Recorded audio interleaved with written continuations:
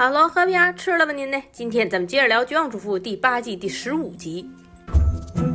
When it came to raising her children, Lynette Scavo was used to doing things without help. Her husband would often travel on business or rush out to important meetings or sneak out for a game of golf. But just because Lynette was used to doing everything herself, You done yet? didn't mean she liked it. Yes, I'm done. Thank you for your help. Okay, I want to thank you both for joining me. I know you're worried about my decision to be a single father. No, not worried. More like panic. I'm terrified. Well, I'm here to let you know that as of today, I've got everything under control. I got a job. Wow. Just working in a restaurant, but it's decent pay, and there's health insurance for me and the baby. Well, that is great news. Lynette, don't you want to tell her son that's great news? I'm waiting for the but. There doesn't have to be a but. It's Porter. There's always a but. But they don't exactly provide childcare. At a restaurant? That's so weird. They usually have a whole play area between the knife block and the deep fryer. So I'll need a little help with the baby. How much help? I don't know, 8 hours a day, every day, until... She turns 18? No, she could be super smart and end up going to college at 15. Aw, sweetie. She's not going to be super smart. Lynette. Porter, I'm sorry. I am not going to keep telling you what a bad idea raising this baby is. You're a grown-up, and you've made your own decision, and I'm even starting to make my peace with it. But But I can't raise her for you. We can barely take care of this one. Wait, where'd she go? I thought you were watching her. It's your house. I'm sorry. You're going to have to make other arrangements. I found her. wow, I don't know what I was thinking. Expecting you to care about my baby. I mean, you're only the grandmother. Uh-oh. I am happy to be her grandmother. I will fill her room with stuffed animals. I will feed her ice cream behind your back. I will spoil her like nobody's business. But when it comes to the heavy lifting, I am done. Or will be very shortly. Okay, I see where you're coming from. I guess I'll have to find some stranger to watch over little baby Lynette. Lynette? You were going to name your daughter after me? That is incredibly touching. It changes nothing. Yes, Lynette Scavo had raised her children without much help, Here you go. Practice. and she was determined that Porter do the same. 为了当个好爸爸，波特决定洗心革面，找了份餐厅服务小哥的工作，还理所应当的让二老帮自己带孩子。特姐无情拒绝，恨不得把尿布甩在他42码的大脸上。与此同时，朱莉已经坐上了回学校的火车，山妈正为闺女的离开失落呢，就瞅见对面准女婿正拉了个长脸，闷闷不乐。山妈拿过简历一看，就知道是个绝望的文盲写的，5个单词错仨，但她还是自告奋勇的帮忙带孩子，鼓励波特大胆搞事业。行了，这下得了，妈宝男现在有2妈了。而且这亲妈吧，在家抬眼就瞅见对面的败家儿子跟山妈有说有笑的从车上搬东西。原来他俩一声不吭的准备装修婴儿房了。勤俭持家的波特还打算把家里5个兄弟姐妹都睡过的婴儿床搬过来，留给闺女用。看着俩人兴致勃勃讨论照顾孩子的规划，特姐突然有种莫名的失落感。回到家里，山妈跟波特正热火朝天的粉刷墙壁呢。麦克纳闷说：“你还留着朱莉的床干嘛呀？”山妈理不直气壮说：“这本来就是他房间呀，等他回来了也能住在这儿。”麦克欲言又止：“啥呀？这都什么意思呀？你是说让波特跟朱莉跟这孩子一起睡呀？”再回头看看头脑简单、四肢发达的波特，麦克暗自祈祷，希望这孩子智商能随他妈吧。傍晚，芒格突然回家，原来他从波特那儿得知，特姐连续几周都忙着照顾几个熊孩子。为了给他单独放个假，他决定带走所有孩子。特姐呢，虽然想放松，但心里总是忍不住操心起还没出生的亲孙女儿。最后还是敲响了山妈的门，想看看婴儿房的装修进度。I know pink is a little traditional, but then I found this black and white bedding for the bassinet I just love. Makes it feel like a little French girl's room, don't you think? Who's Sophie? Oh, that's what Porter decided to name the baby. Uh-huh. Porter decided to name the baby after your mother?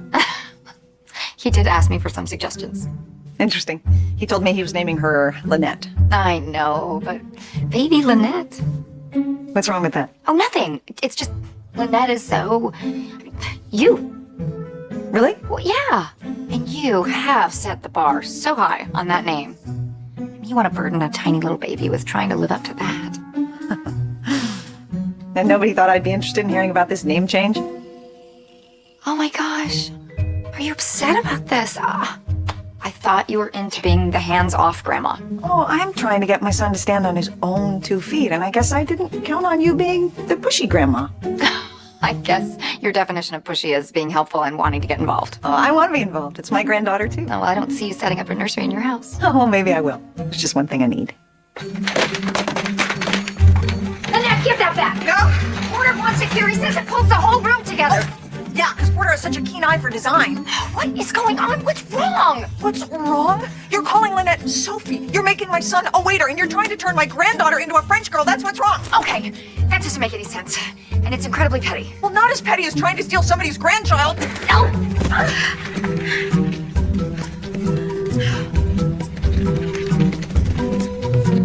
孩子取名一事成为了导火索，彻底点燃特姐跟山妈的战争。讽刺的是，远在学校的朱莉还被蒙在鼓里，孩子妈妈倒成了任人摆布的 NPC 了。麦克和芒哥很快得知了两人的矛盾，默默充当起了和事佬，主动上门调解了。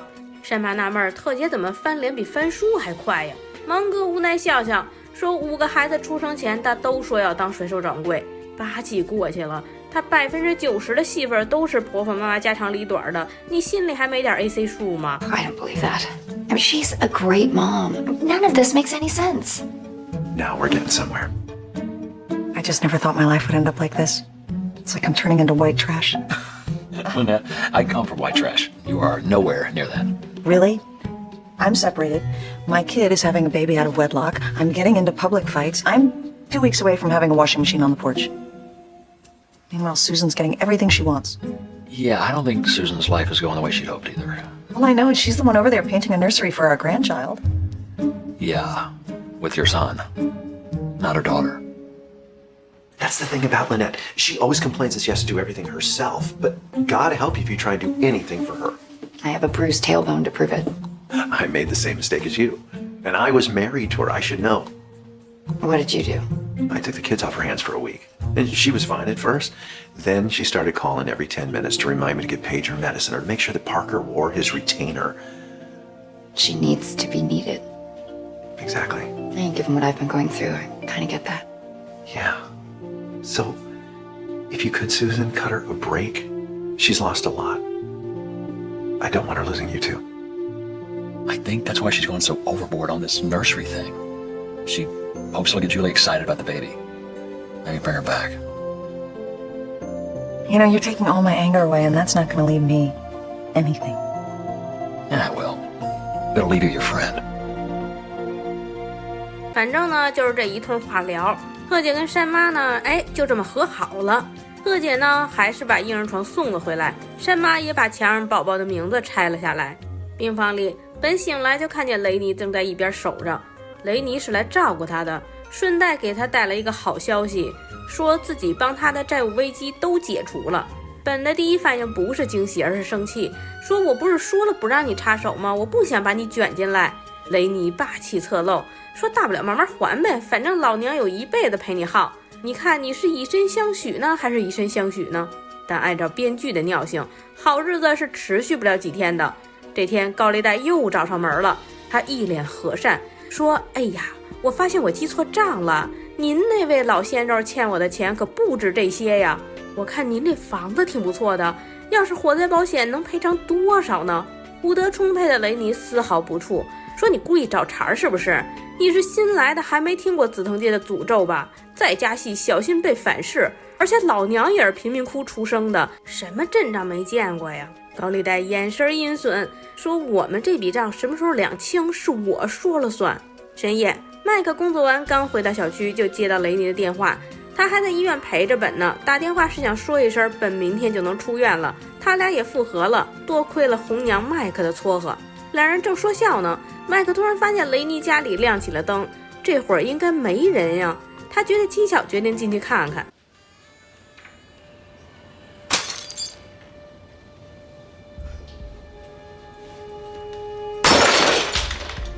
The hell are you doing?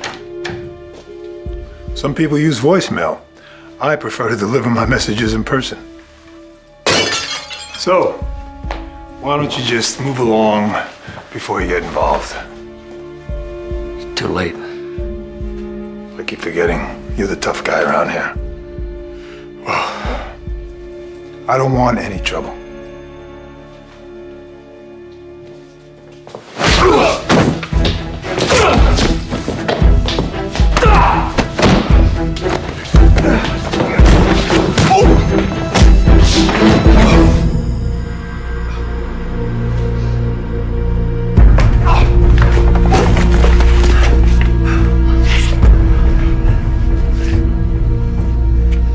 I don't ever want to see you again.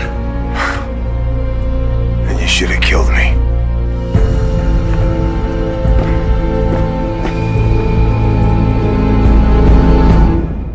高利贷闯进雷尼家里，化身桌面清理大师，又打又砸。武力值250的麦克把他一顿胖揍后扔出家门。高利贷撂下狠话，恨恨离去。佳美家里，本爷正百无聊赖的看电视呢。佳美美滋滋的买了气球和香槟回家，说胡子哥周4就要回来了，自己打算搞个 party 庆祝庆祝。本爷喃喃相护，说你老公好不容易戒酒成功，你就要当着他面喝酒，你就不能考虑一下别人的感受吗？一句话点醒了佳妹，说对呀，我就是个自私自利的人，所以您老人家打算什么时候回家呢？本爷情绪咔嚓就崩了，他还在等姑奶奶8抬大轿接自己回家呢，那个嘴呀，比自己腰间盘都硬。佳妹稳定发挥，悄悄跑到布姐花园，掏出钳子，娴熟地偷了几支玫瑰，然后装进花瓶放到姑奶奶家门口，刚好被逮了个正着。佳妹还想扯谎说是本爷送的，被姑奶奶无情拆穿。佳妹低声下气，承认之前是自己挑拨离间，再这样下去，您老伴就要在我们家养老了。不料姑奶奶一反常态的发了火，说我们俩的事儿还轮不到你操心。情绪激动，突然咳个不停，虽然嘴上逞强，只是说有点头晕，但还是体力不支的倒了下去。佳妹察觉不妙，赶紧叫了救护车。医院里，佳妹冒充姑奶奶的闺女，从医生那儿得知了病情，震惊之余还想告诉本爷，被姑奶奶拦下了。原来她早有预感，这次自己可能真熬不过去了，才故意找茬赶走老伴儿，选择独自面对。她要求佳妹保密，本爷前妻就是得癌症走的，再经历一次的话，对她实在太残忍了。佳妹含泪答应。This is the kind of thing that chaps my ass. If Marmaduke ate my pillow, I'd shoot him right in the head. Hey, Roy. No, Gabby, I wouldn't actually shoot a dog. It was a joke. I just realized the other day, I don't think I've ever heard you talk about your first wife. Miriam? I didn't even know her name. Miriam. How long were you guys married? 39 years. She died 2 weeks before our 40th anniversary. Oh, my God. Cancer, right? Brain. Son of a bitch, that kind of real son of a bitch. That must have been the worst thing you ever went through. You'd think. Wait, are you saying it wasn't? Sounds weird. It's hard to understand. I want to understand. Okay. When you love somebody, love them a long time, you get lazy. You figure they know it, so you stop saying it so much, stop showing it. Yeah. But when you know you're going to lose them, that they won't be there to hear you say it, oh boy, you make damn sure they know it every second of every day. I'm so sorry I brought it up. Nah, these, I earned them. I was there for Miriam. I told her everything I needed to tell her. Held her hand when she was scared. These don't bother me at all. Oh, Roy. I made a promise to someone, but I'm gonna have to break it. 听了本爷和前妻的爱情故事，佳妹突然清醒，有时候为爱的人付出是心甘情愿的，如果真的爱对方，就应该珍惜彼此剩下的每分每秒。她不顾顾奶奶的嘱托，和本爷说出了实情。What you won't do to get out of being married to me. Oh, crap. I know I couldn't trust the jumping bean to keep her mouth shut. These are for you. Rushing things a bit, don't you think? Not dead yet. No, but I'm about to kill you. What the hell were you thinking? I didn't want to put you through this again. Karen, I married you for better or worse. We had the better, and now... Well, what if I said I want you here? You're an old lady. What are you going to do about it?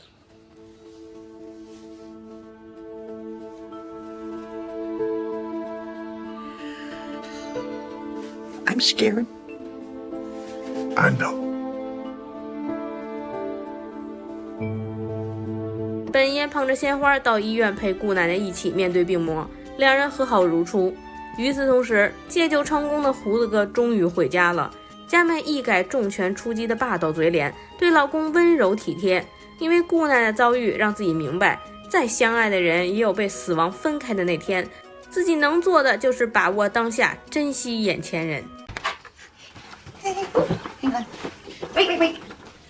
Surprise! Welcome home! Oh, who did this? I did. Really?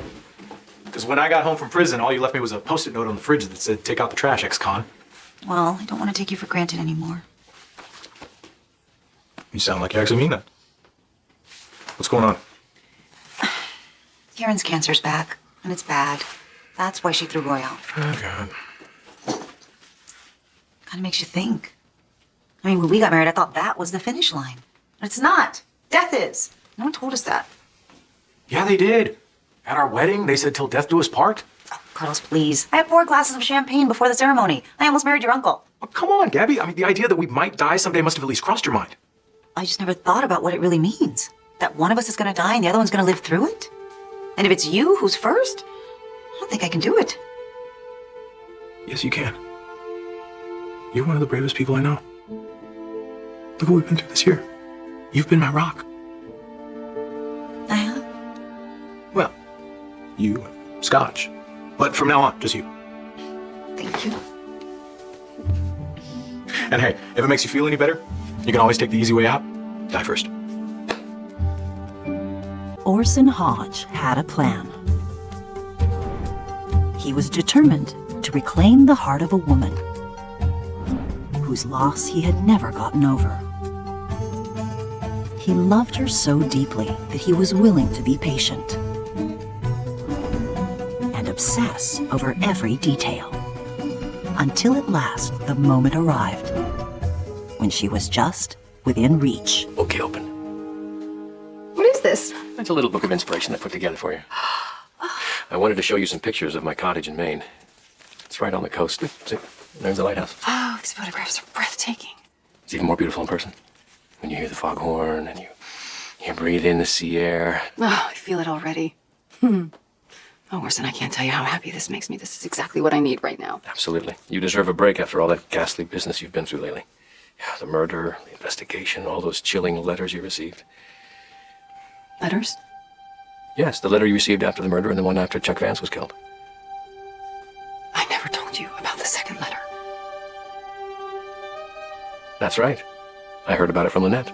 You talked to Lynette about the letters? Yes, the other day, when she came over with the girls.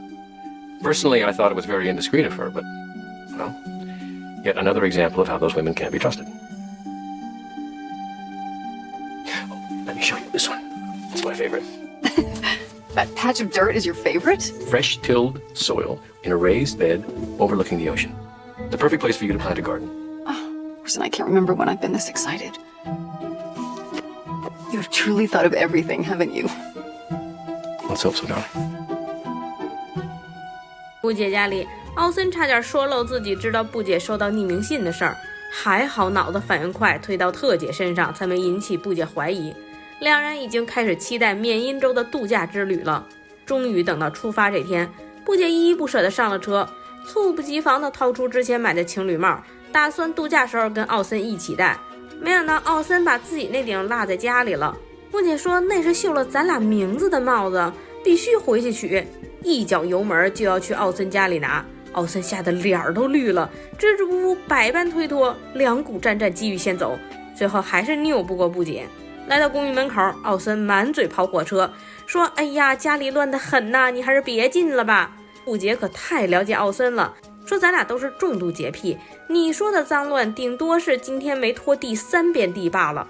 奥森一拍脑袋说，嗨，你瞧我这记性，钥匙不知道丢哪儿了，你能帮我去公寓管理员那儿拿钥匙吗？趁着布姐离开，奥森双手飞起，转动轮椅，把跟踪调查布姐的线索都扔进了垃圾回收口，处理完证据，稳如老狗回到门口，淡定地掏出备用钥匙，请布姐一块儿回家。What a lovely place.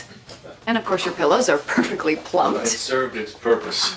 Now, on to new adventures.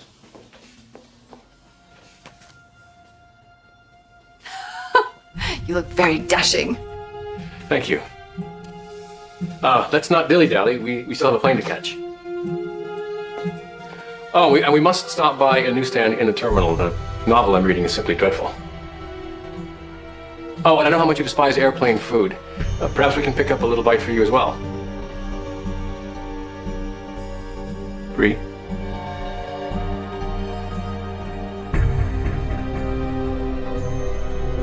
It was you. You did it. You wrote the letters. Oh my God. You killed Chuck. Yes.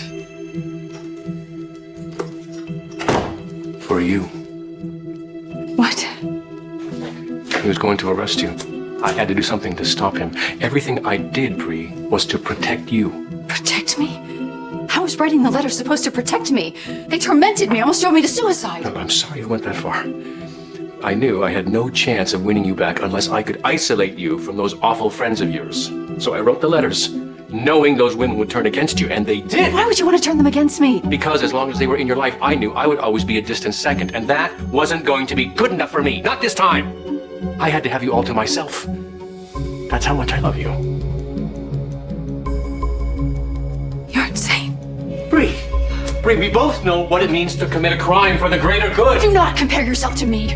I was protecting people I love. You were only pursuing your own selfish desires. No, I did it for both of us. You took advantage of me at the darkest moment of my life. You're a sick, pathetic man. And I know that someday you will pay for your sins. Bree, don't go. You're everything to me. Well, you are nothing to me. And I never want to see you again.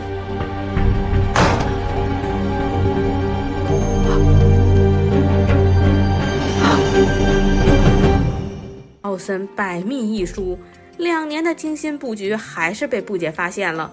一番真情告白只让布姐遍体生寒。从药剂师到查克再到奥森，怎么的自己成了病娇诱捕器了？2人一拍两散。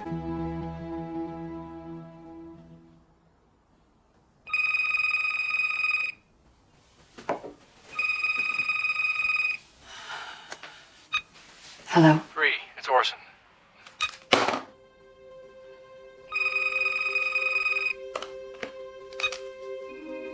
Listen to me. Don't you ever call my house again. I can assure you this is the last you'll hear from me. What do you want, Orson? I've been thinking about what you said, and you're right. The sins that have been committed are so reprehensible that a sacrifice must be made. The ultimate sacrifice. Do not consider suicide. That would only be adding more sins to your list. You don't have to judge, Bree. Someone else will do that for you. Goodbye. Forever.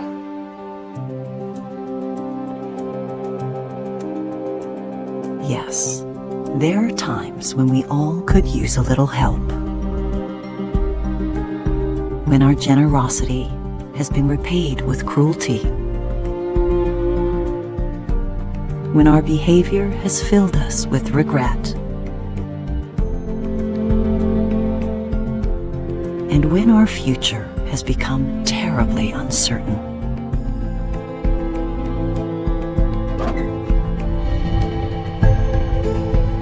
But then there are those who are past the point of help, and in their wake, they leave nothing but destruction.